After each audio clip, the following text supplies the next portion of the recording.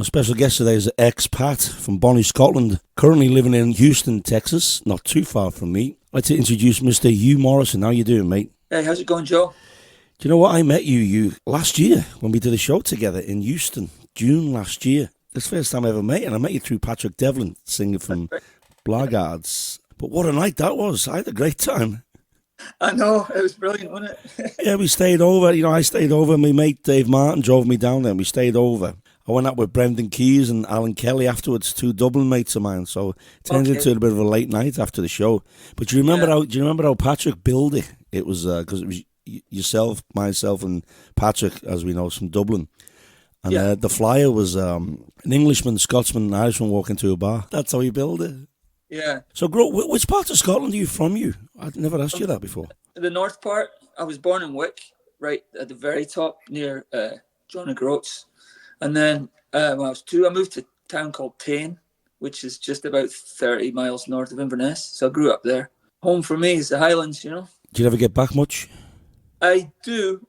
Obviously, we were curtailed for a while, but I managed to get back last year. I was in Ireland and I was in Europe. I was playing a bit of music, and then I got back to Scotland for about a week at the end to go and visit my folks. So it was pretty good. It's good getting back, because I hadn't been back in 11 years, and 3 years ago, Christmas gone, we went back. I think it's because it was Christmas, it was alive, but it was great walking around the city again. But I had a great time, because I hadn't been home for so long, But so let's talk about your music. When did you start getting into music? I mean, I've played music probably most of my life, since I was about 10 or 11. I started with the squeeze box, Oh, really? Yeah, and I played in like local kind of Cayley band in Tain. And I came over here. I'm over here 25 years next month, which is crazy, So I came over here when I was 24, 25. I'm about to hit the half century.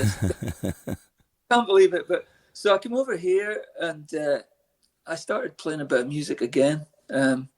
Just got into it, and I was doing some stuff with Patrick, who we mentioned earlier. Yep. And then I got together and was it 2004 with some fellas, and we put like a little band together just for St. Patrick's Day. We just wait to see how it would pan out. The band's called Murder the Stout.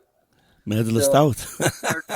You know that saying. I know, yeah. It kind of caught on, and we ended up doing, a bit of touring now and again. We played a lot of festivals. We recorded a little bit. So we're still on the go, but these days it's a little bit different. I've been because I work in oil and gas industry. I've had to do a bit of traveling as well. So I was in New Orleans for probably the last 5 years. At the last 7 or 8 I've spent in New Orleans. Yeah. Did you come straight to Houston when you came to the States? Straight to Houston, yeah. Yeah. So I met my wife here. I was only going to be here for 3 years. H-1B visa. Met the wife, and then here I am. 25 years. Yeah. Where did you meet Patrick Devlin from Blackguards?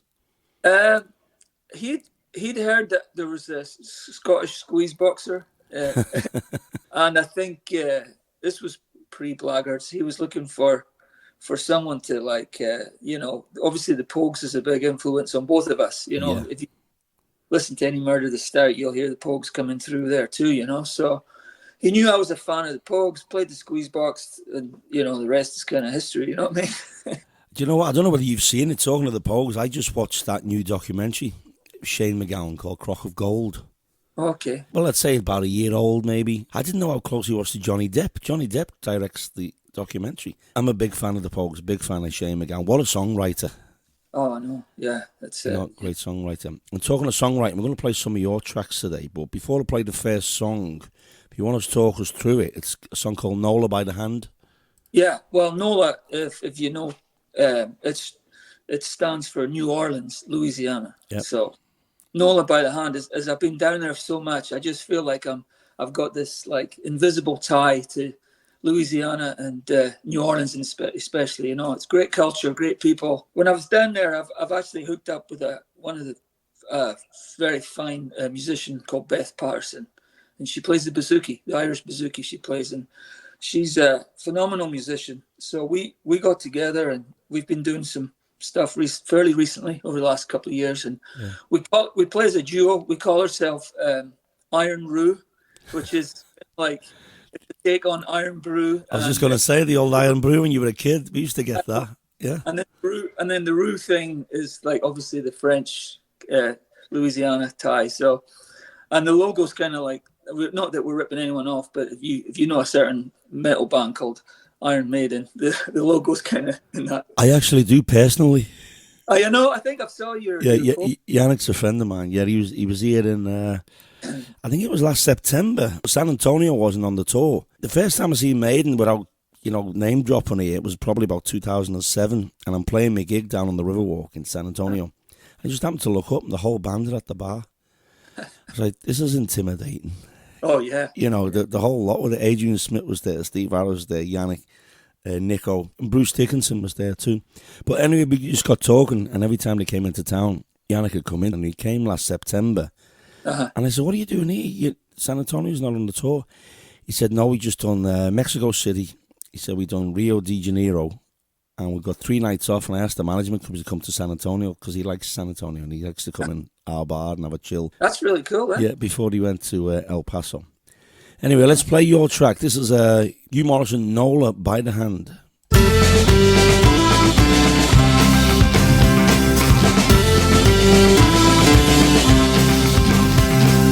Take me down to New Orleans town, so I can see my voodoo coin. Hang around, second line going down, across the banks to Gretna Green. I'm going away along the Marinade, so I can hold my voodoo coin. Blue skies above, I'm on my way. My queen with me, she is my dream. Hey, New Orleans, I'm coming back. Ain't no lie, it's a matter of fact. Yeah, tell New Orleans I'm coming back, 'cause New Orleans got me by the hand. I've been across this vast old land, but New Orleans got me, yes sir, man. Tell New Orleans I'm coming back, 'cause New Orleans got me by the hand.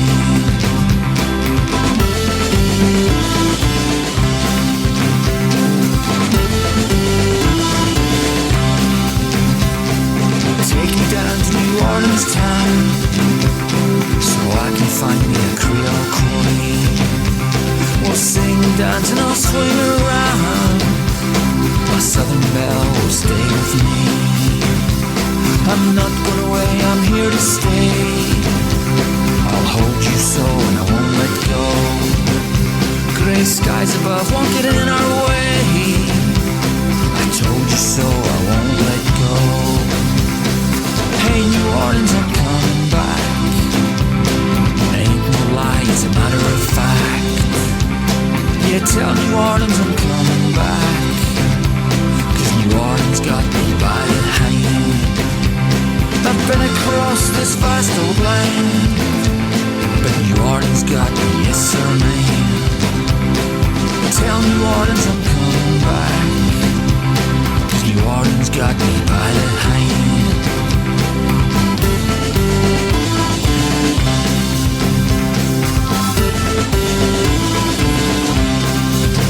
Here we go!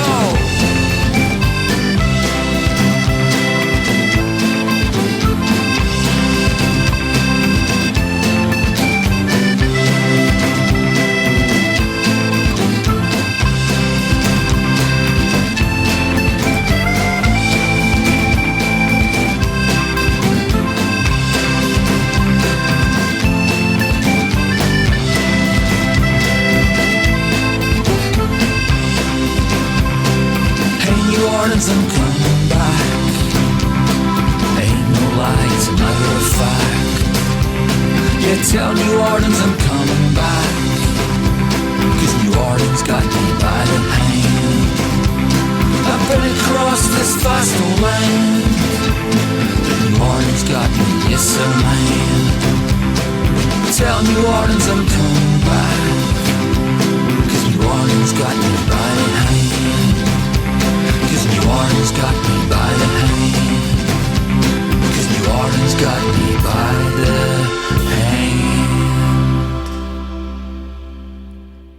can hear the Kaylee style in that one. That's really catchy. You wrote that, yeah? Yes. That's your song, yeah. Do you know what I'm embarrassed to say? I've never been to New Orleans, and I've been to San Antonio 17 years. Oh, there you go. Well, you'll need to get a trip down there sometime. Maybe we'll take the Englishman, Scotsman, and Irishman on the road. On tour there, we go on the road to the New Orleans, yeah. I got a job down there, and but I ended up just falling in love with the city. It's just like, and then I've gone back like 3 times. I've got chances of a project to work on down there. I just go down, and it's actually not bad from Houston because flight's like 45 minutes. So, I'm back from Houston now permanently at the moment. So, favorite bands growing up, musical influences. First one obviously would be the Pogues. Another one probably is the Waterboys. I was, very influenced by a lot of their music and their songwriting. Mike Scott's stuff's phenomenal, So a little bit of punk rock stuff too, like Clash and stuff like that. I don't know if I mentioned to you, but for a while since I came over here, I was playing with a band out of Boston actually for a while, and it was just through mutual friends. I ended up they were needing would you believe they were needing a squeeze box player? They were a punk rock band needing a squeeze box player, which you already ever hear of, but they were doing these festivals up in the Northeast, and they were looking for a Celtic punk rock band. So as soon as if they added a squeeze box to the lineup, they became a Celtic punk rock band. So I played with them for a good while. A band called the Street Dogs, and they were punk, straight out of Boston, pretty hard hitting stuff, but it was great fun, So their lead singer was the original lead singer with Dropkick Murphys, a fellow called Mike McColgan. So really, that's where they all tied. Yeah, so they were pretty. I mean, Street Dogs was big hitters, and I met the bass player. The bass player Johnny Rio's a good friend of mine. He lives down here in Houston, and just through mutual friends, I was recording with another band, and he was producing it. And he's like, "Hey, we're actually looking for a squeeze box player for some of our gigs." And I was like, "Hell yeah, let's give it a try," So, when did you first learn the squeeze box? As a kid? Yeah, as a kid, it's about 10 or 11 years old. Really? Yeah. Now when I say squeeze box, that's why I don't say accordion. Like a lot of people say squeeze box. You think of the accordions, the big thing with the keys on. Squeeze box is kind of smaller, and it's got buttons on both sides. You get a different note when you push and pull, kind of like a harmonica. You know what I mean? So it doesn't got the keyboard on it like the accordion. Kind of looks like a typewriter. It looks like a sideways typewriter. And you know what's on in Scotland? You're from Scotland. There's some great bands come out of Scotland. I'm a big fan of Travis. Yes, yeah. Great songwriters. Travis, obviously, like Simple Minds. I know a band I used to really, really like. Well, I still like it. Delamitri. Okay, yeah. And the Proclaimers, of course. Oh yeah. The Proclaimers, yeah. So right now, what's going on with you now? You playing? Because when I did the gig with you, it was solo. You're playing a lot of solo stuff right now around Houston. I mean, I kind of just pick at it and suit myself. I have the kind of luxury to pick and choose when and where I play. My kids are involved in sports, football at the moment. So football or soccer? Our football, yeah. Our football. I always correct the Americans when they say, "You like soccer?" I'm like, "It's football." Your football, you pick it up with your hands and call it football. Don't even go there. I've got it. But anyway, so when they're playing this, they're in their high school season at the moment. I kind of reel back a little bit on the music, but I've got some stuff coming up in March. With St. Patrick's Day, I'm doing a bit of traveling. I'm going up to Oklahoma, back into Louisiana, and then I've got a festival in North Texas at the end of the month. So I got a few things going on. Later in the year, I'm doing a tour. I do these tours now and again back to I've done Ireland, like this will be twice in the last 2 years. And I'm going with a fella from Kansas City who has a band called Tullamore. And I went with them last year when I went to Ireland last May. So I was on tour with them for about 8 or 9 days. And then I went to Europe and played in Germany and France. And then I went back to Scotland, did a little festival there, and then went up north. So I've got another follow-up kind of tour coming up in October. So I'm looking forward to that. So because I'm not full-time, I can't get away with doing too much. But yeah, and that's over there in October. You say it's over in Europe? Yeah, we're doing it's billed as a whiskey lovers tour. So we bring over. Made of the stout, whiskey lovers tour. I know. Are you seeing a pattern here? It's one of those package holidays where they bring the folks over from America, and it's all like, you know, you get the bus, and we go and do the scenery and the sightseeing stuff during the day, and then we play music at night, you know. So it's pretty good. A company called Hammond Tours. So if anybody's listening and they want to come over to Ireland with me in October, just give me a shout, and they don't have to come from the States. They come from all over. I got a few people from Scotland, I think, that are interested in meeting us there, you know. Yeah. Well, Paddy's Day this year is on a Friday, isn't it? I know. It's going to be a crazy weekend. It's great. And the build-up's going to be kind of crazy too. That's why I got an offer to go to Oklahoma on Wednesday before St. Patrick's Day. So I was like, do I do it or not? But I was like, oh, what the heck? So Paddy's Day itself, I'm actually in Lake Charles, Louisiana. Okay. I have a kind of place down there. I play a couple of times a month called McFarland's Celtic Pub. Yeah. It's actually a really neat place. You know, food's great. People are great. So I go down there. It's not too bad from Houston. It's only about a couple hours drive, you know. I did Paddy's Day last year for them, and it's a marathon. I mean, you're playing from, you know, playing on the Riverwalk, same thing, you know. Mine's 1 till 8, Paddy's Day. I play 1 till 8 on that Friday. Yeah. And it is a marathon. Do you know, every year, this is my 16th year, I think, playing Paddy's Day on the Riverwalk, and every year I get stressed before it. Have I got enough songs? Because it's all, I don't do anything else but Irish or Celtic stuff that day. Right. But as you get into the day, you find there's so many people coming and going. You're going to do 15 whiskey in the jars, 15 Danny Boys.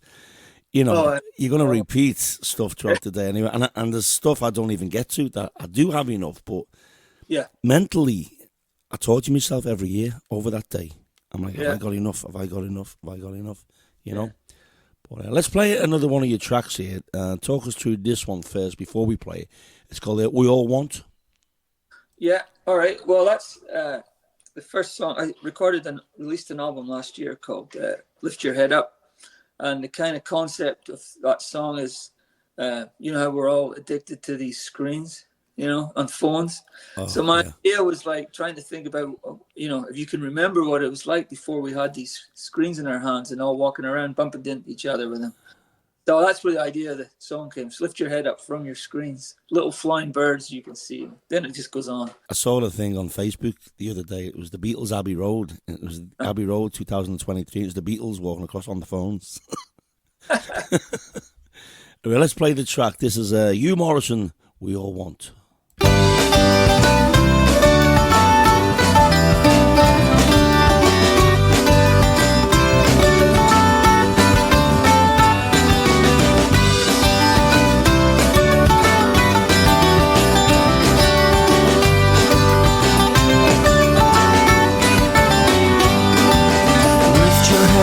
From your screens, little flying birds, you will see it ain't hard to break free.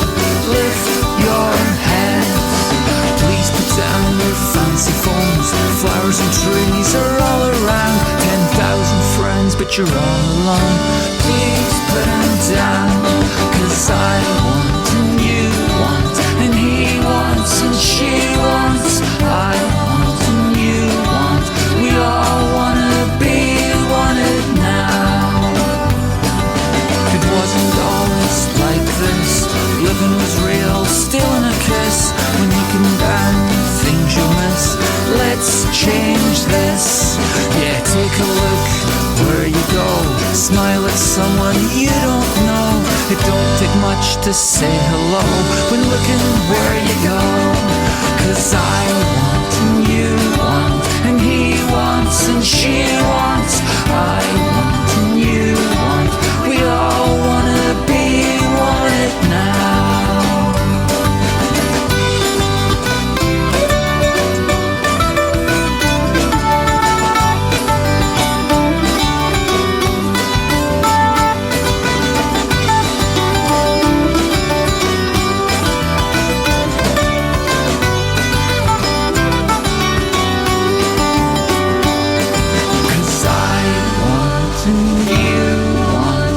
And he wants, and she wants, and I want, and you want, and he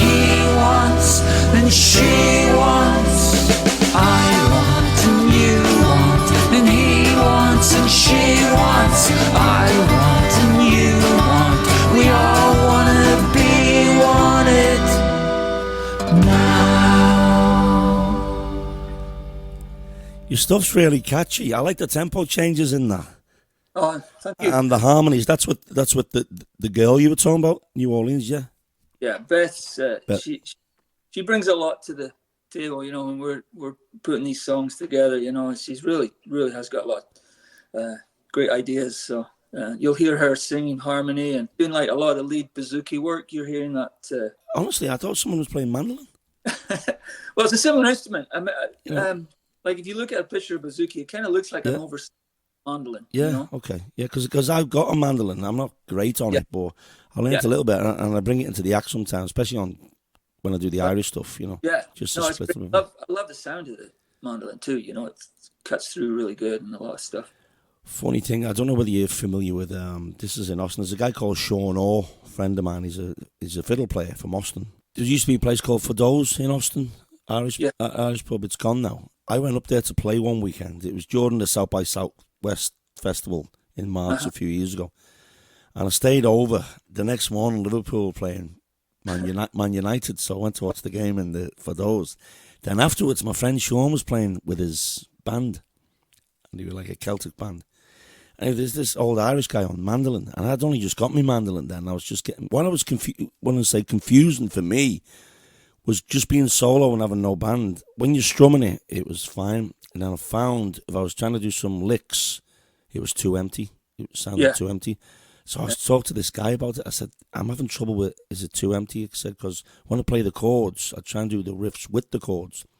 I said, so what's, is it me or is it because you're in a band? He said, well, it's a bit like being it's like being a dyslexic bass player. I'm like, that doesn't tell me anything. Carries on drinking. I'm like, okay. And I was there all afternoon watching these guys, and it was it was really good, you know. So how can people find your music, social media and stuff? Yeah, well, I have a Bandcamp page. Is what I kind of point folks to. The albums are up there. It's bandcamp.com/Hugh Morrison or something like that. Okay, yeah. The thing is, these days, I mean, I used to sell, you know this yourself, sell so many CDs at live gigs. Yeah. People don't even have CD players in the car anymore. I know. Do you know what I mean? So we've got to rely on streaming now, Spotify, iTunes. The artists are not getting paid at all. I know. That's the only thing with I've found with Bandcamp, and I got this advice from other musicians, is they actually seem to be look out for the musicians more than the rest of them do. Yeah, I think it's 90% actually that the musician gets. You know, occasionally I hear that they do this, they call it Bandcamp Friday, and it's like they'll do 100% to the artists and stuff like that, you know, which is unheard of, you know what I mean? So yeah, I swear by them. I have a Bandcamp for myself, and I have one for Murder the Stout as well. And all your contact info and a little bit of, bio stuff, and anything people need to hear or see, they can get it from there, you know? Yeah, I mean, the problem with people these days is they're so programmed. I use Spotify, I use iTunes. Now, trying to get them to download this app called Bandcamp, and it's better for the artist. Yeah. So if you get loads of downloads and that, the artist actually will make some money. No, I know. But it's hard to convince people, isn't it? Because they're so programmed. So future gigs, you're looking at like your Paddy's Day thing now, and your tour in October? Kind of, at the moment, probably focusing on what's coming up in the middle of next month with Paddy's Day, and then we got that thing in October. In between, I got a couple other things going on, but mostly local stuff. You know, I'll be down at McFarlane's. I'm going back to New Orleans in April. I try to go down there like at least a couple of times a year now, just to keep my foot in the door and see. Yeah, that's about it at the moment. So. Any plans to come back to San Antonio? I know the last time I saw you, I was middle of playing, and you came in. I was over with my wife's dad's from England, so they had some family over, and there was about 15 of them, and I was like, I don't know if we can take them all into this pub. I didn't even know if they were allowed in, so I just came there myself. It was great to see you playing, you know. So we've been at SeaWorld at something all day. They were all knackered, you know. They were all tired, yeah. We need to put that thing together again. I know we spoke about it on the night. I know, that was so much fun, man. You, me, and Patrick, and I haven't spoke to Paddy for a while, but we need to. That was good. Or maybe even do it one night in San Antonio. Yeah. Maybe I could put that together. You know. Yeah, I think we'd actually talked about doing it again, but you know how things, you know, Paddy's busy and you're busy, and we're all kind of things going on. But yeah, it'd be good to find a date that works for all of us to do that again. That was good crack, you know. Yeah, maybe come down to San Antonio, because I know Paddy's talking about wanting to get back into San Antonio again, because Blackguards used to play here a lot, but Mo's Irish pub's gone now in the Quarry. They used to come down and play there. That's actually gone. But actually, they did the grand opening night at Waxy's back in 2006. Yeah. That's when I first met the boys, because I was on before them, then they come on. Yeah. And I'd done some shows with them in the Incarnate Word for the Harp and Shamrock Society of Texas, which is an outdoor festival. There was a festival you had down there. It was the International Accordion Festival. Did you ever hear about that? No, in San Antonio. On the Riverwalk. It was in, and it was fantastic. You know that natural amphitheater they have down there? The La Villita, yeah. Yes, yeah. That's where. So we'd play it down there. It was I did it 2 or 3 times. It was brilliant, you know. And they had like I was like the token kind of Celtic Scottish accordion player or whatever, but they had like players from like, you know, all over the world, like Argentina and like the Middle East, and it was China. It was just like unbelievable, you know. Wow. Yeah. Does that still go on here? No, I think one of those things just fell by the wayside, you know, funding or whatever else, you know. I've done a couple of shows there on the La Vita on that stage, sponsored by the city. The art festivals in the past, which I've done, and it's a great. Oh, man. Yeah, because the audience is the other side of the river, aren't they? On them steps there, yeah. Oh, it's great. I had a great time. But I remember doing a night gig there one time. It was all lit up, and it was great because it was night time. Yeah. No, yeah, it's fantastic. Yeah. It's been an absolute pleasure, mate, and I thank you for your time, for joining us today. Best of luck with your music, and yeah, we need to get that together again. I'm actually going to contact Paddy, I think. You know, we need to get that night together, the Englishman, the Scotsman, and Irishman walking to a bar. Yeah. Bit of music, made of the stout, and all that. Oh, yeah, there you go. Yeah. Ladies and gentlemen, Hugh Morrison, it's been a pleasure.